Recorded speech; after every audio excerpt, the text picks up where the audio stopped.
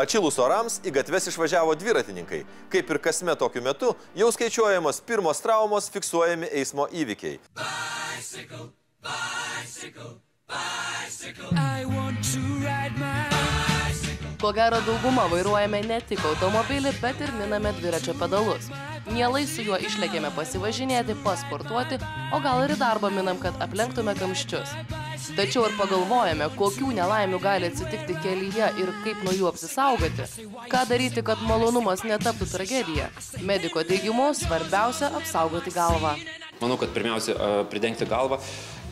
Aš rekomenduočiau, sakau, ir kitas vietas pridengti, mes žinoma šitas lengviau sutaisyti, yra šitas kitas galūnės, kaip sakoma, kur sužeistas, bet tai yra pasiekmes, kiekviena trauma be pasiekmių nelieka. Kaip miesto gatvėmis važinėja dviratininkai? Ar saugo save, ar su šalmais važinėja? Galime užtikrinti, kad 90% dviratį mina be šalmo. Ar nebaisu rizikuoti savo sveikatą? Ne, iš dalies patogiau. Patogiau? Taip, nebent šalmą užsidedu, kai į mišką į trasas važiuoju. Aš šiaip visą laiką su šalmu važinėjau, ta prasme, jeigu tokiem rimtie pasivažinėjom, bet kadangi čia darbo reikalais, tokiu lengvu pasivažinėjimu, tai be šalmų. Kaip manai, ko trūksta, kad dviratininkai visą laiką net ir trumpas distancijas važinėtų su šalmais? Vat kur čia yra, ko mes dar nesugebam įsisavinti? Jeigu būtų gera dviračių infrastruktūra, dviračių takai, pavyzdžiui, kaip kokioje ten Austrijoje, Olandijoje, Vokietijoje, kur būtų tikrai atskiras pravažiavimas dviračių ir galėtų važinėti dideliu greičiu, tarkim. Nes, pavyzdžiui, dabar irgi tie dviračių takai, bet matot, pėstieji vaikšto tais dviračių takais, ir ta prasme, nepavažinėsiu tu greitai, tai ir to šalmo gal ir ta prasme nėra toks būtinas, aišku, jis yra geras dalykas. Kaip susitarę dviratininkai sako, kad šalmus turi, tačiau mieste, kai važiuoja trumpas distancijas, poreikio užsidėti visai nemato. Kaip juos motyvuoti bando dviračių entuziastai ir profesionalai?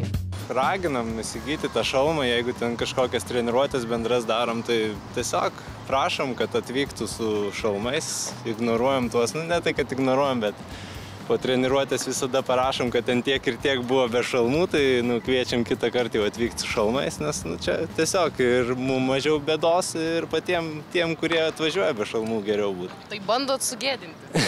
Bandom gėdinti. Kai sugėdinimo nepakanka, traumatologas siūlo kitą idėją. Gal ji kiek neetiška, bet turėtų būti efektyvi. Norėčiau atkreipti visuomenės dėmesį, kad sužalojimas tas galva tai yra ne kopūstas.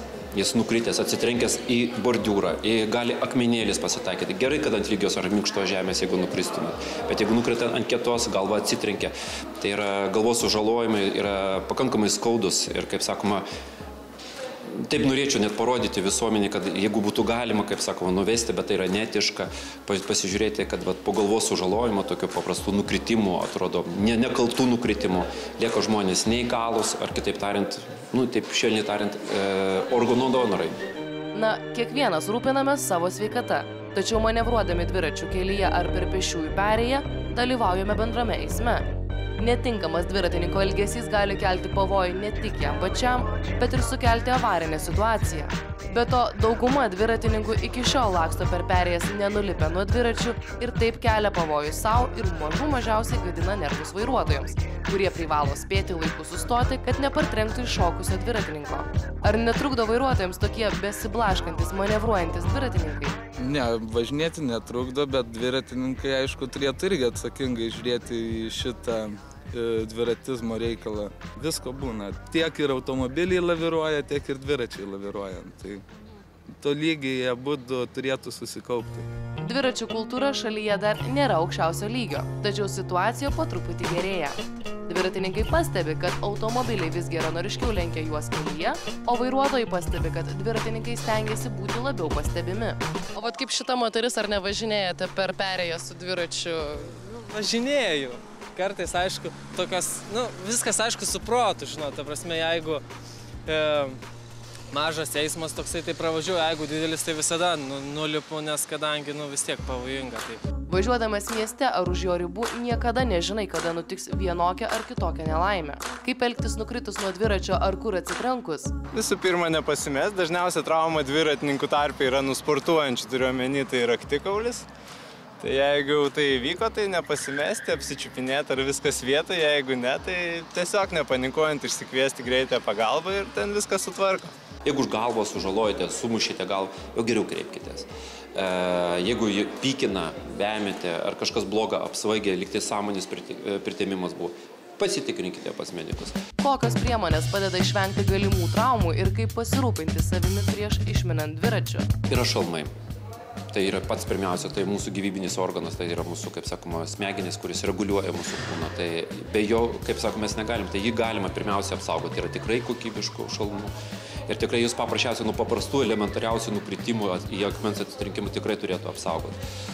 Paskiau plius yra priedo, yra dviratininkams skirtos pirštinės. Plaštakos nusibrozdina, delnai nusibrozdina. Taip pat yra riešai, kur yra apsaugo šiek tiek riešus, apsaugo nuo pačių lūžimo. Yra ant kelio, jeigu įmanoma. Jeigu jūs norite greitai važiuoti, sprinterių važiuoti, tai yra ant kelio apsaugos. Priekinė galinė šviesa turėtų būti, tai neišvengiamai dažnai reikia grįžti tamsiu paros metu.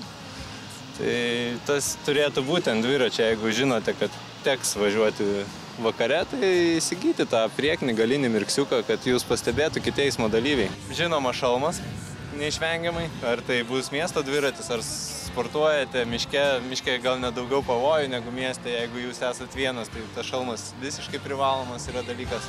Verta susiprasti, kad važiuojant dviračiu, nesvarbu kokį atstumą, būtina imti saugumo priemonių bei elgtis kelyje pagarbiai kitų eismo dalyvių atžvilgių. Kaip sakoma, ir lazda kartais iššauna. Gal nevertėtų laukti, kol taip nutiks ir tapti vienu iš daugelio traumatologijos skyriaus pacientų. Nepamirškite, ne kopūstą, bet galvą ant pečių nešiojame, tad pasirūpinti bent jau šalmu mažiausiai ką galite padaryti, jei esate sąmoningi ir atsakingi eismo dalyviai. Tad norisi dar kartą pasakyti, dviratininkė, susiprask, užsidėk šalmą.